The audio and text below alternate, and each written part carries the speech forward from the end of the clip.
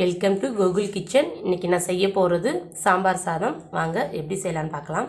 நம்ம சேனலை மறக்காமல் சப்ஸ்கிரைப் பண்ணுங்கள். கூடவே பக்கத்தில் இருக்கிற பெல் பட்டன் ஆல் கிளிக் கொடுங்க. 2 டம்ளர் அரிசி சேர்க்குறேங்க. நான் சாப்பாட்டு அரிசி எடுத்துருக்கேன். சாம்பார் சாதத்துக்கு பச்சரிசி கூட செய்யலாங்க. 1 டம்ளர் அளவுக்கு மைசூர் துவரம் பருப்பு எடுத்துருக்கேங்க. இப்போ நம்ம சேர்த்துக்கலாம். இந்த பருப்பு இல்லாட்டாலும் நம்ம நார்மலாக சேர்க்குற பருப்பு கூட சேர்த்துக்கலாங்க.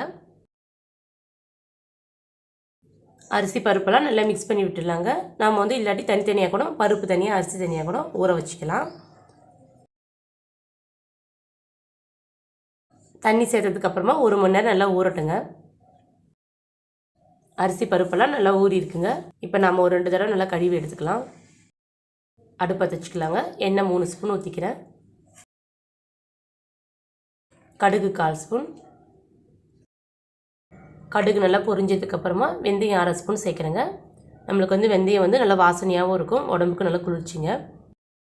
சீரகம் 1/4 ஸ்பூன். பெரிய வெங்காயத்தை நல்லா நீட் ஷேப்பில் கட் பண்ணி வச்சுக்கோங்க. 2 சேர்த்துருக்கேன். நம்ம சின்ன வெங்காயம் இருந்ததுன்னா கூட சேர்த்துக்கலாங்க. இது கூடவே 4 காஞ்ச மிளகாய், 3 பச்சை மிளகாய், பூண்டு பல் ஒரு 6 சேர்த்துருக்கேன். ஒரு 1/4 ஸ்பூன் அளவுக்கு பெருங்காயத்தூள், கொஞ்சம் கருவேப்பிலை. இப்போ இதெல்லாம் சேர்த்து நல்லா வதக்கி விட்டுலாங்க.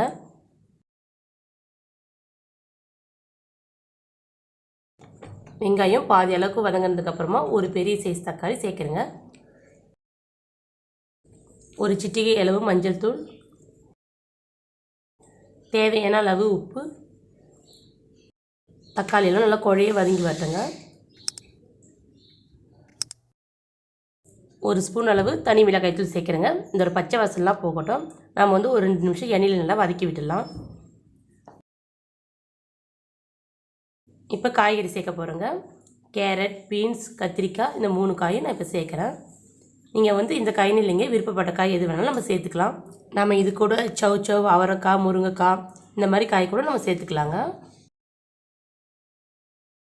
இப்போ இந்த காயோட பச்சை வாசல்லாம் போகட்டும், நல்லா வதக்கி விட்டுடலாம்.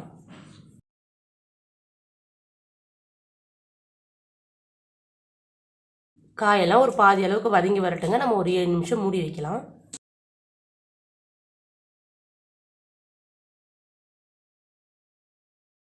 காயெல்லாம் நல்லா பாதி அளவுக்கு வதங்கி இருக்குங்க. இப்போ இது கூட நான் சக்தி மசாலா சாம்பார் பொடி எடுத்துருக்கேன். 3 ஸ்பூன் அளவு சேர்க்குறேங்க. இந்த பொடி காரம் கொஞ்சம் அதிகமாக இருக்குங்க. உங்களுக்கு காரம் வேணாலும் நீங்கள் 2 ஸ்பூன் அளவு கூட சேர்த்துக்கலாம். இந்த சாம்பார் பொடியோட பச்சை வாசல்லாம் போகட்டுங்க. ஒரு 2 நிமிஷம் காயோடு சேர்த்து நல்லா கிண்டி விட்டுடலாம். இப்போ நான் ஊற வச்ச அரிசியும் பருப்பையும் இது கூட சேர்த்துட்றேங்க.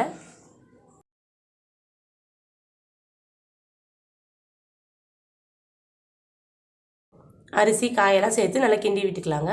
நம்ம தண்ணி கொதிச்சதுக்கப்புறம் கூட அரிசி சேர்க்கலாம். இப்போ தண்ணி சேர்த்துக்கலாங்க. 2 டம்ளர் அரிசி, 1 டம்ளர் துவரம்பருப்பு எடுத்திருக்கேன். மொத்தம் 3 டம்ளர் ஆகுது. அதுக்கு 6 டம்ளர் தண்ணிக்கு நான் எக்ஸ்ட்ரா 3 ஊற்றுறேங்க. நம்மளுக்கு சாம்பார் சாதம் நல்லா குழைய வரணும். இதுவே நீங்கள் குக்கரில் சேர்க்குற மாதிரி இருந்ததுன்னா 1 டம்ளர் 1.5 டம்ளர் எக்ஸ்ட்ரா சேர்த்தாலே போதுங்க. நல்லா குழவான்னு வந்துடும். கொஞ்சமாக மல்லித்தழை சேர்த்துக்கிறேங்க. இப்போ நம்ம எல்லாத்தையும் நல்லா சேர்த்து நல்லா கிண்டி விட்டுடலாம்.